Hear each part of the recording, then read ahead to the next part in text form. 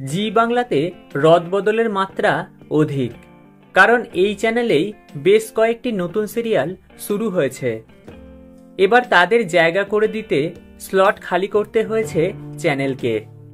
কম TRP সিরিয়ালগুলি গিয়েছে ভিন্ন স্লটে, আর এর জেরেই মাত্র 7 মাসে দুবার করে স্লট বদল হয়েছে একটি সিরিয়ালের। গত আগস্ট মাসে জি বাংলায় পথ চলা শুরু করেছিল অমর সঙ্গী, কিন্তু সেভাবে টিআরপি এনে দিতে পারেনি ধারাবাহিকটি। দুপুরের স্লটে শুরু হয়েও তাই কয়েক মাস পর বিকেলে পাঠানো হয় অমর সঙ্গীকে, কিন্তু সেখানেও একই ঘটনার পুনরাবৃত্তি। প্রতিপক্ষের কাছে লাগাতার হারতেই দেখা গিয়েছে এই সিরিয়ালটিকে।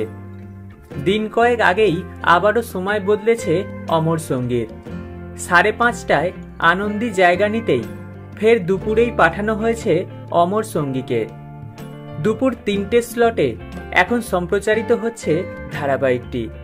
তবে দর্শকরা এতে বেশ ক্ষুব্ধ। অনেকেই বলছেন আগে টিআরপি কম ছিল, স্লট বদল হতে আরও কমেছে নম্বর। এমনভাবে ধুঁকতে ধুঁকতে চলার থেকে সিরিয়ালটি শেষ করে দেওয়াই ভালো বলে মনে করছেন দর্শকদের একাংশের।